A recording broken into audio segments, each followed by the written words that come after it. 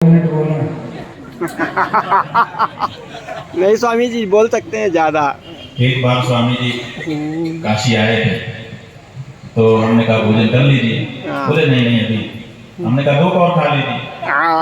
तो बोले अच्छा ठीक है, लेकिन उस समय तो बहुत पर्याप्त ही भोजन किए थे। कोई 2 और हमने कहा था तो कोई 2 और नहीं खाया था।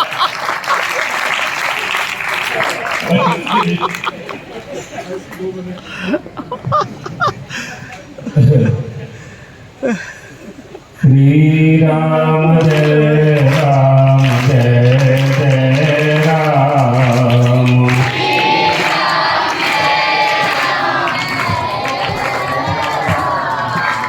द्वारकाधीश भगवान की जय हो, जगदम्बा महारानी की जय हो, जगत गुरु शंकराचार्य भगवान की जय हो। पीठध्याधीश्वर जगत गुरु शंकराचार्य सदगुरुदेव भगवान की जय हो। हर हर महादेव। मंचस्थ स्वामी जी, स्वामी श्री गोविंदानंद जी, आदरणीय ब्रह्मचारी जी, विद्युत वृंद, देवियों, सज्जनों, वास्तव में जन्मदिन का जो लक्ष्यार्थ है, एक तो वाच्यार्थ होता है, एक लक्ष्यार्थ होता है। जन्मदिन का या जन्मोत्सव मनाने का तात्पर्य क्या है?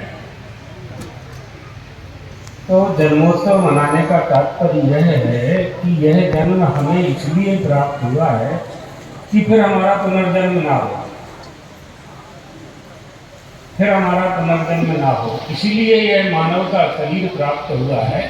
84 लाख शरीरों में से निकाल करके जब परमात्मा का अनुग्रह, हमारे कर्म के फल और उसका अनुग्रह दोनों एक साथ जब मिल जाते हैं, उस परमात्मा की दैव की अदृष्ट की कृपा होती है, तो यह मानव देह प्राप्त होता है, यह मानव शरीर प्राप्त होता है। तो मानव शरीर का उपयोग क्या है, अर्थात मानव शरीर का फल क्या है? प्रत्येक वस्तु का फल है, हम बोल रहे हैं माइक का फल है कि हमारी आवाज़ ये आधा किलोमीटर दूर तक पहुंचावे, ये इसका फल है। प्रत्येक वस्तु का फल है। भोजन का फल है कि क्षुधा का शांत हो जाना, पानी का फल है कि पिपासा का शांत हो जाना। तो मनुष्य होने का फल क्या है?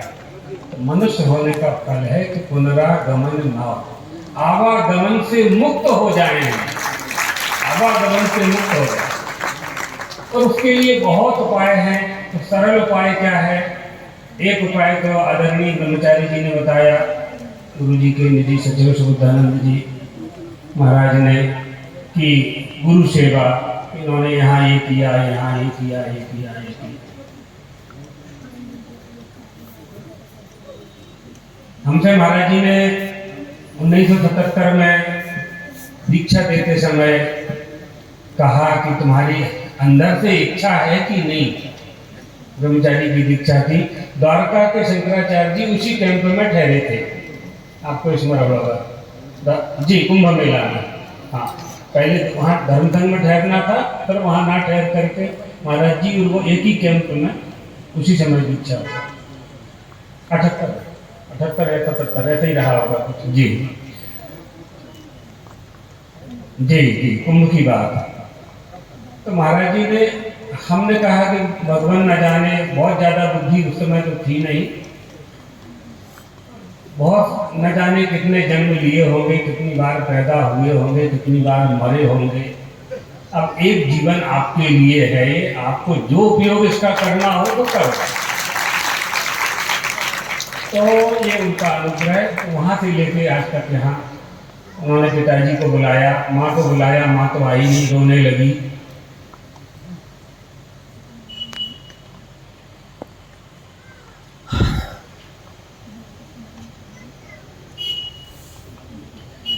तो पिताजी को बुलाया, तो पिताजी ने कहा कि यदि आप इसी योग्य समझते हैं तो आप दीक्षा दे दो।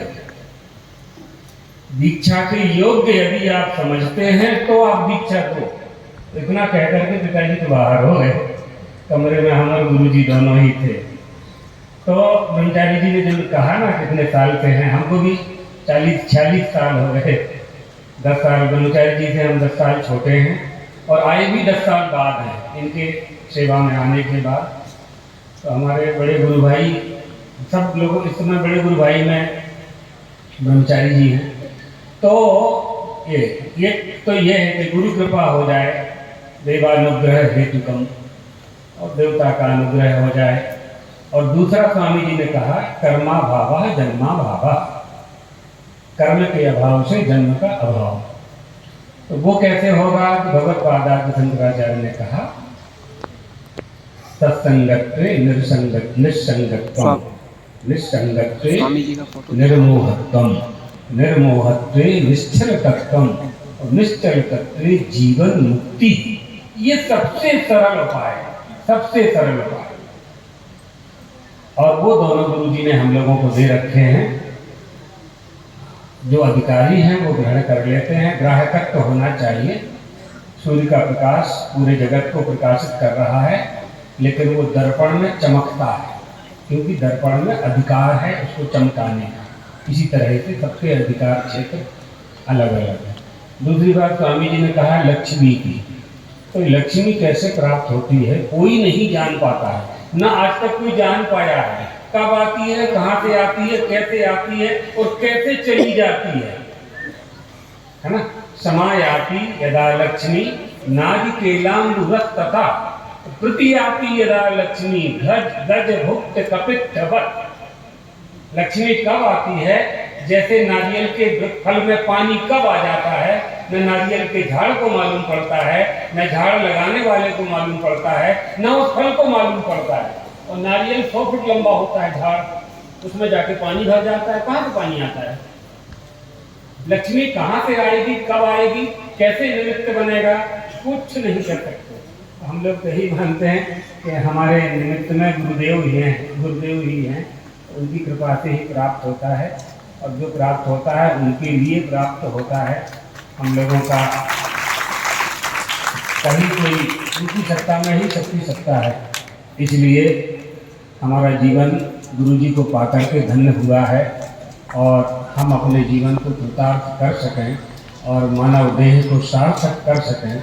भगवान से प्रार्थना करते हुए, माता जगदम्बा से प्रार्थना करते हुए अपनी बात को यही पूर्ण करते हैं।